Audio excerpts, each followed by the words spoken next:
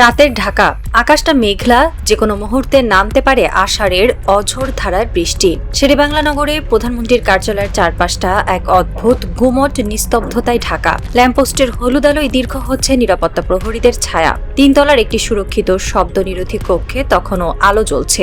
বিশাল mahogany কাঠের টেবিলের পেছনে বসে আছেন প্রধানমন্ত্রী তারেক রহমান। তার সামনে রাখা একটি ফাইল, যার উপর লাল কালিতে লেখা state visit Malaysia and China. এটি কোনো সাধারণ সফর নয়। গত ফেব্রুয়ারিতে সরকার গঠনের পর এটি প্রধানমন্ত্রী তারেক রহমানের প্রথম দ্বিপক্ষীয় সফর। আর প্রথম সফরেই তিনি যে গন্তব্যগুলো বেছে নিয়েছেন তা আন্তর্জাতিক কূটনীতির দাবার বোর্ডে এক বিশাল মাস্টার স্ট্রোক। রোববার তিনি পা রাখছেন কুয়ালালামপুরে। মালয়েশিয়ার দ্বিপক্ষীয় সফরটি হয়তো অর্থনীতির চাকা ঘোরানোর জন্য, কিন্তু সবার চোখে আটকে আছে এর পরের গন্তব্যটির দিকে। মালয়েশিয়া থেকে তিনি সরাসরি উড়ে যাবেন বহুল আলোচিত চীন সফরে। বেইজিং এখন অধীর আগ্রহে অপেক্ষা করছে। গ্রেট হল অফ দ্য পিপুলে বিছানো হচ্ছে লাল গালিচা। আগামী 22 থেকে 26 জুন সস্ত্রীক এই সফর করবেন প্রধানমন্ত্রী।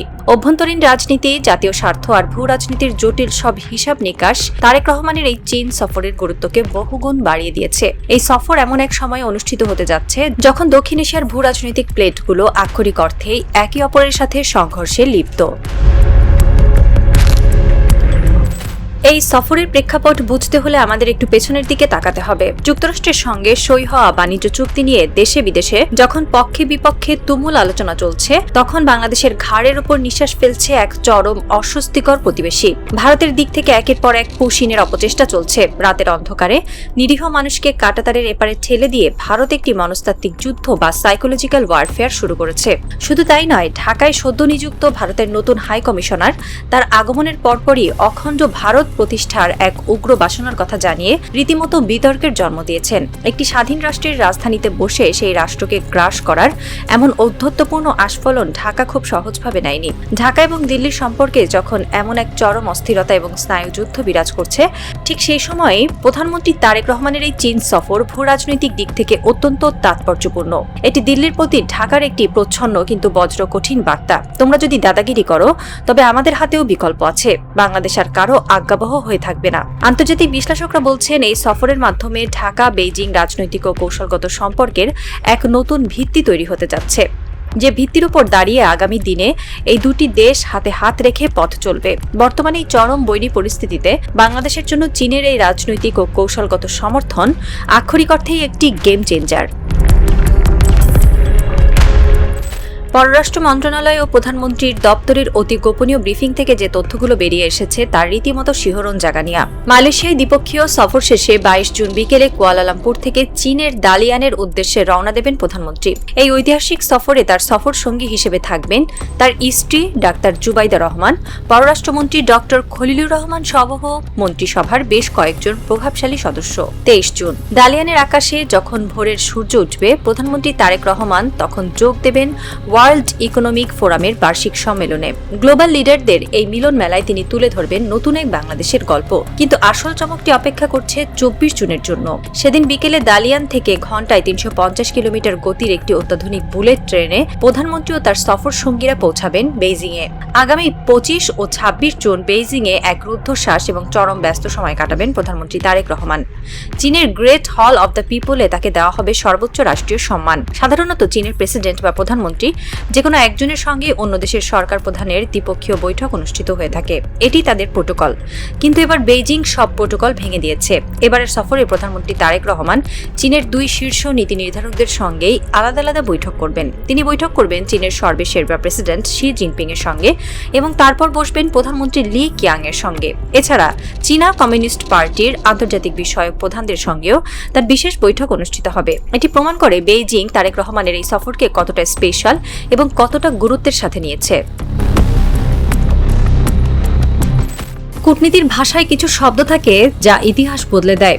গত 2 দশকের বেশি সময় ধরে বাংলাদেশ ও চীনের শীর্ষ নেতাদের বৈঠক শেষে কেবল যৌথ বিবৃতি প্রকাশ করা হতো, কিন্তু এবার রচিত হতে যাচ্ছে নতুন ইতিহাস। শীর্ষ বৈঠক শেষে এবার যৌথ বিবৃতির পরিবর্তে যৌথ ইশতেহার ঘোষণা করা হবে। এর আগে সর্বশেষ 2005 সালে তৎকালীন প্রধানমন্ত্রী বেগম খালেদা জিয়ার বেইজিং সফরের সময় এমন যৌথ ইশতেহার ঘোষণা করা হয়েছিল। তারপর বাংলাদেশের আর কোনো সরকার প্রধানের সাথে চীন সফর নিয়ে যৌথ ইশতেহারের ঘোষণা ঘোষণা করা হয়নি। দীর্ঘ 19 বছর পর এই যৌথ ইশতেহার প্রমাণ করে যে বাংলাদেশ ও চীন এখন আর শুধু বাণিজ্যিক অংশীদার নয়, তারা এখন একে অপরের কৌশলগত মিত্র বা স্ট্র্যাটেজিক পার্টনার। এর পাশাপাশি আরও একটি যুগান্তকারী ঘটনা ঘটতে যাচ্ছে। চীনা কমিউনিস্ট পার্টি এবং বাংলাদেশ জাতীয়তাবাদী দলের মধ্যে পারস্পরিক সহযোগিতা বাড়ানোর লক্ষ্যে একটি আনুষ্ঠানিক কাঠামো গড়ে তুলতে একটি সমঝোতা স্মারক বা MOU সই হতে যাচ্ছে। রাষ্ট্র টু রাষ্ট্র সম্পর্কের পাশাপাশি দল টু দল সম্পর্ক তৈরি করার জন্য এই ছকটি ভূরাজনীতির এক মাস্টার ক্লাস। প্রধানমন্ত্রীর আসন্ন এই সফরে শিক্ষা, মানব সম্পদ উন্নয়ন, কৃষি, বাণিজ্য, বিনিয়োগ, কৃত্রিম বুদ্ধিমত্তা, গণমাধ্যম, যোগাযোগ ও উন্নয়ন সহযোগিতা সহ বিভিন্ন ক্ষেত্রে পারস্পরিক সহযোগিতা বাড়াতে 3টি মেগা চুক্তি সহ 10টিরও বেশি সমঝোতা স্মারক সই হতে যাচ্ছে। ঢাকা বেজিং কৌশলগত সম্পর্কের গুরুত্ব তুলে ধরে একজন সিনিয়র কূটনীতিবিদ জানিয়েছেন, এই সফরকে কেন্দ্র করে বেশ কিছু স্পর্শকাতর ইস্যুতে ইতিবাচক অগ্রগতি হতে যাচ্ছে, যেমন তাইওয়ান ইস্যু। এই সফরে প্রধানমন্ত্রীর পক্ষ থেকে তাইওয়ান ইস্যুতে চীনের ওয়ান চায়না পলিসির প্রতি অকণ্ঠ সমর্থন জানানো হবে। বিনিময়ে শি জিনপিং এর যে 4টি বৈশ্বিক উদ্যোগ আছে তার মধ্যে গ্লোবাল ডেভেলপমেন্ট ইনিশিয়েটিভে বাংলাদেশের আনুষ্ঠানিকভাবে যুক্ত হওয়ার ঘোষণা আসতে পারে। পাশাপাশি বিশ্বের অন্যতম বৃহৎ মুক্ত বাণিজ্য জোট রিজিওনাল কম্প্রিহেন্সিভ ইকোনমিক পার্টনারশিপ, উঠতি পরাশক্তিদের জোট ব্রিক্স এবং সাংহাই কোঅপারেশন অর্গানাইজেশনে যুক্ত হওয়ার বিষয়ে বেইজিং এর শক্ত সমর্থন চাইবে ঢাকা। সবচেয়ে কাঙ্ক্ষিত এবং আলোচিত বিষয়টি হল তিস্তা মহাপরিকল্পনা। ভারত যখন তিস্তার এক ফোঁটা পানি দিতেও নারাজ, তখন পররাষ্ট্র মন্ত্রণালয়ের সূত্র বলছে, আশা করা হচ্ছে এই সফরে তিস্তা প্রকল্পে চীনের যুক্ত হওয়ার বিষয়ে আনুষ্ঠানিক ঘোষণা আসতে পারে। যদিও অর্থায়নের ঘোষণাটি হয়তো আরেকটু সময় নেবে, কারণ বিশাল এই প্রকল্পের খুঁটিনাটি অনেক বিষয় এখনও স্পষ্ট করার বাকি। তবে চীনের সম্মতি থাকাটাই দিল্লির বুকে কাঁপন ধরানোর জন্য যথেষ্ট। আর সামরিক কেনাকাটা, যদিও এই সফরে সামরিক ইস্যুটি খুব বেশি গুরুত্বের সাথে বা প্রকাশ্যে আলোচনা হবে না, তবে দুই দেশের সামরিক বাহিনীর মধ্যে সহযোগিতা বৃদ্ধির আলোচনা পর্দার আড়ালে ঠিকই অব্যাহত থাকবে। ভূরাজনৈতিক গুরুত্ব তুলে ধরে বিশিষ্ট আন্তর্জাতিক বিশ্লেষক অধ্যাপক এম শহীদুজ্জামান একটি অত্যন্ত চমকপ্রদ বিশ্লেষণ দিয়েছেন। তার মতে, প্রথম সফরে মালয়েশিয়া হয়ে চীনে যাওয়ার এই সিদ্ধান্তটি প্রধানমন্ত্রীর এক চরম বিচক্ষণতার পরিচয়। এমন এক সময় তিনি চীনে যাচ্ছেন যখন ভারত বর্ডারে পুশিন করে এবং অখণ্ড ভারতের খোয়াব দেখিয়ে বাংলাদেশকে অস্থিতিশীল করার চেষ্টা করছে। অধ্যাপক শহীদুজ্জামান একটি নতুন রাস্তার কথা বলেছেন, পাকিস্তান মডেল। পাকিস্তান যেমন চীনের সাথে অত্যন্ত গভীর এবং অটুট সম্পর্ক বজায় রাখে, ঠিক তেমনি আবার যুক্তরাষ্ট্রের সাথেও তাদের সুসম্পর্ক বজায় থাকে। বাংলাদেশকেও ঠিক এই একই কৌশলে হাঁটতে হবে। জাতীয় স্বার্থ ও নিরাপত্তার কথা বিবেচনা করে চীনের সাথে বাংলাদেশের বিদ্যমান সামরিক ও কৌশলগত সহযোগিতা আরও বিস্তৃত করা অত্যন্ত জরুরি। প্রধানমন্ত্রীর কার্যালয়ের সেই সুরক্ষিত কক্ষটিতে হয়তো ফোল্ডারগুলো এবার ব্রিফকেসে ভরা হচ্ছে। মালয়েশিয়া এবং চীনের টিকিট প্রস্তুত। অন্যদিকে 1000 কিলোমিটার দূরে নয়াদিল্লির সাউথ ব্লকে আজ রাতের ঘুম হারাম। তাদের গোয়েন্দা সংস্থাগুলো পাগলের মতো চেষ্টা করছে ঢাকা এবং বেইজিং এর এই আসন্ন মেগা চুক্তির ড্রাফটগুলো হাতে পাওয়ার জন্য। তারা বুঝতে পারছে তাদের সেই গার্লফ্রেন্ড এখন আর তাদের কথায় ওঠে বসে না। সে এখন নিজের শর্তে বিশ্বমঞ্চে দাবার চাল দিচ্ছে।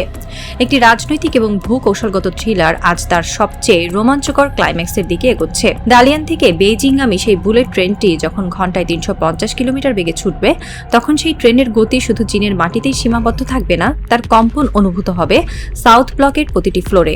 টিক টিক টিক ঘড়ির কাঁটা এগোচ্ছে। বিশ্ব রাজনীতির দাবার বোর্ডে বাংলাদেশ তার তুরুপের তাসটি চালতে যাচ্ছে। সাউথ ব্লক হয়তো ভাবছে তারা পৌঁছিন করে বা উগ্র রাষ্ট্রদূতের হুঙ্কার দিয়ে ঢাকাকে ভয় দেখাবে, কিন্তু বেইজিং এর রেড কার্পেটে পা রেখে ঢাকা এবার প্রমাণ করতে যাচ্ছে আমাদের ভয় দেখানোর দিন শেষ। সাসপেন্স এখন তুঙ্গে। এই সফরের পর দক্ষিণ এশিয়ার ভূরাজনীতির মানচিত্র কিভাবে নতুন করে আঁকা হবে? ভারত কি তাদের দাদাগিরি বন্ধ করতে বাধ্য হবে, নাকি নতুন কোনো ষড়যন্ত্রের জাল বুনবে? আর ঢাকা বেইজিং এর এই নতুন মধুচন্দ্রিমা কি সত্যি একটি স্বাধীন মেরুদণ্ড সোজা রাখা বাংলাদেশের জন্ম দেবে? অপেক্ষা কেবল আগামী সপ্তাহের, কারণ ইতিহাসের এই নতুন অধ্যায়ে ঢাকা আর কোনো বোর্ডে নয়, ঢাকা এখন দাবার বোর্ডের রাজা হয়ে বিশ্বমঞ্চে পদার্পণ করছে। খেলা তো কেবল শুরু।